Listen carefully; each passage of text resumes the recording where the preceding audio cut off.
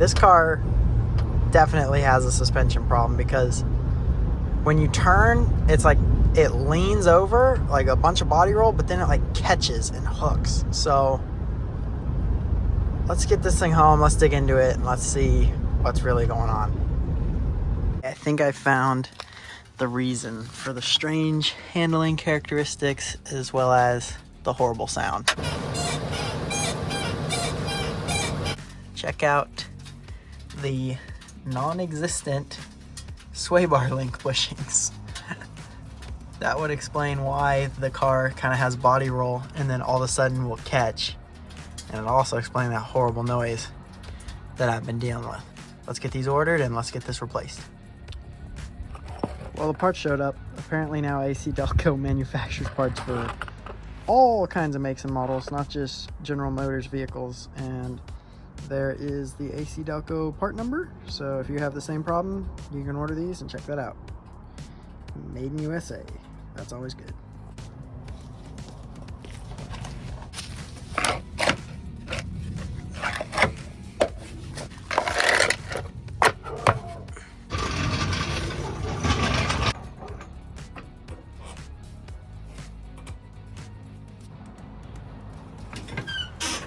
Forgot to break the lug nuts loose.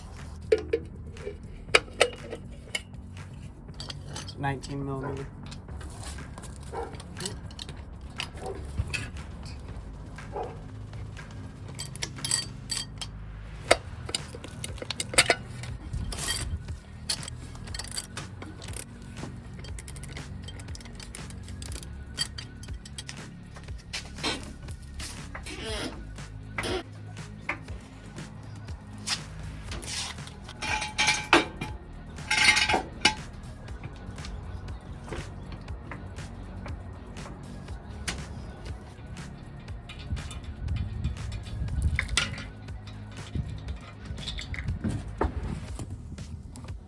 Look at that.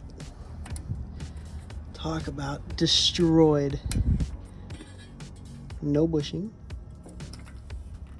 There it is. Just falling off. Let's see if that was a lower bushing.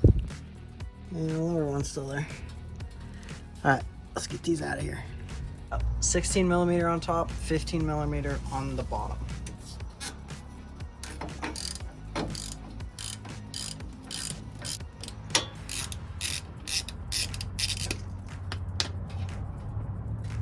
That's off the bottom.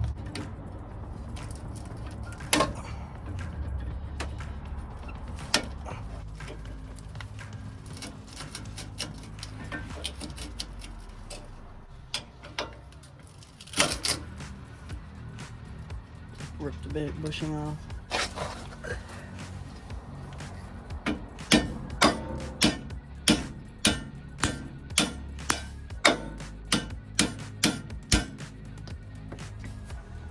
Let's go get the other side loose and see if that helps these come out easier.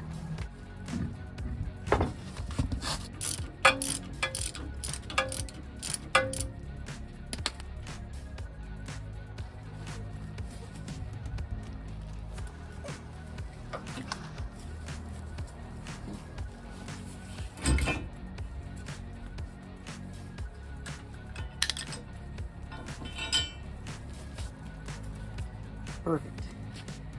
That's all out. I can install the new ones.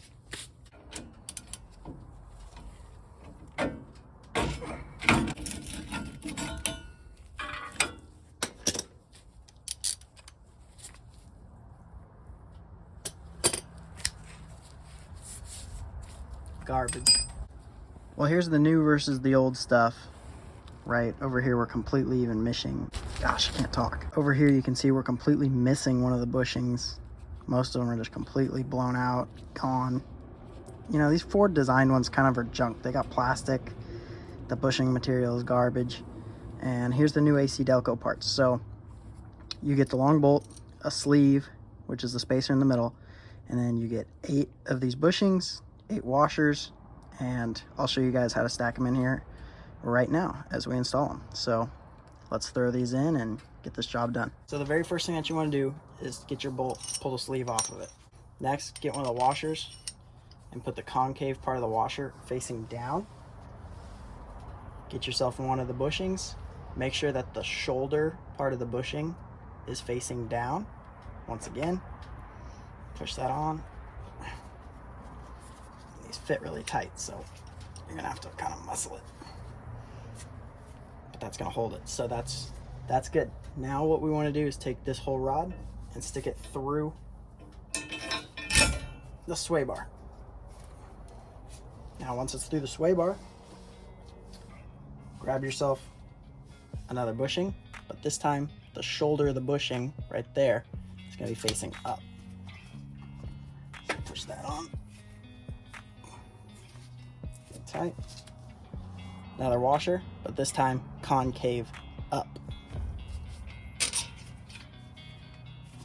Now it's time to put our sleeve back in.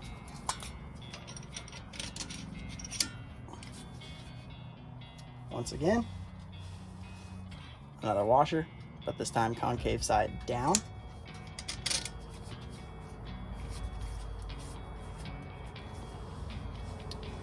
Another bushing, this time the shoulder faces down.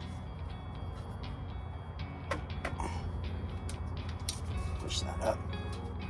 And now, once you have your link to this point, you can put the threads through the lower hole. Let's go do the other side before we put the last two pieces on this.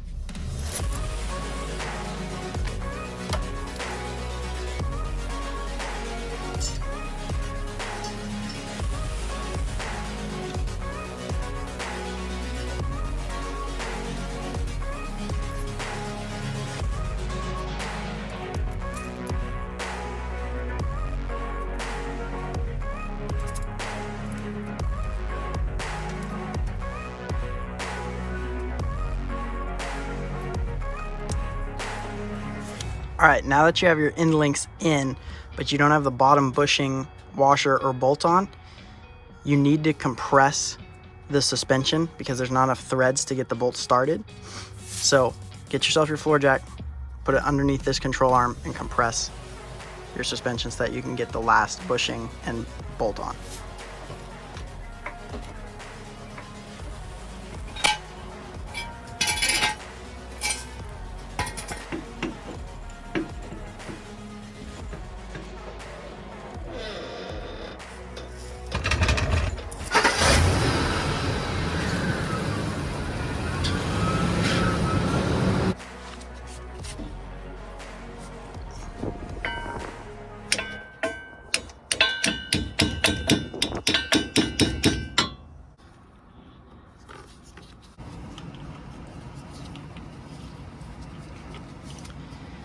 Just enough.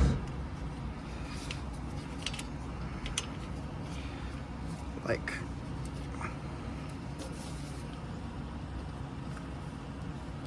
barely enough to get it started.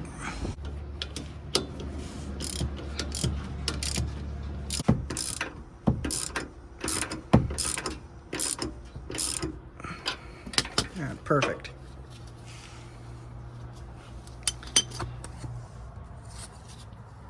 You pretty much just want to tighten these up until the bushings are mushroomed.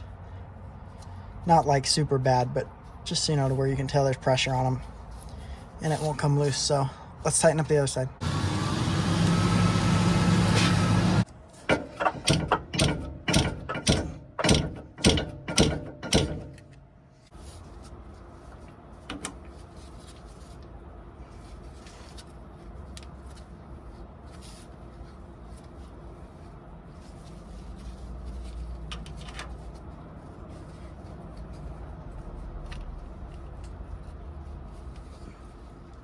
Once again, just enough threads. Okay, this thing is crap. You just sit back, you know, you're laying under a car, you're working on something, and it's not going right, and you just think to yourself, man, gravity is just the trashiest thing. Like, why? Why does it have to be here all the time? You know? Why can't we just switch it on and off? It sure would make things a lot easier. friggin' pull an engine, just whisk it right out of there with your pinky. Turn the gravity back on once you got it on the stand. Like, things would just be so much simpler. Friggin' stupid swivel head ratchet wouldn't want to fall off this bolt all the time. But, you know, I think that's just kind of like when you're under a car and you've been under it too long. It's like you're dying in the desert. You start to hallucinate. Without any water, nothing to get you through. You're just down there. You got grit in your eyes. You've been inhaling toxins all day. You've got toxins seeping through your skin because you didn't wear gloves like an idiot like me. Under the car, where everything's bad, but nothing is sad. Under the car. Yeah, wait, bruh. This ratchet, I swear. Look at that, okay? See that? It's got the retainer, it's got the ball. Doesn't retain crap. Piece of garbage. I mean, junk. Okay. I think that's good. Alright, this job's all done. Let's take it for a ride and see if it's actually fixed. It better be.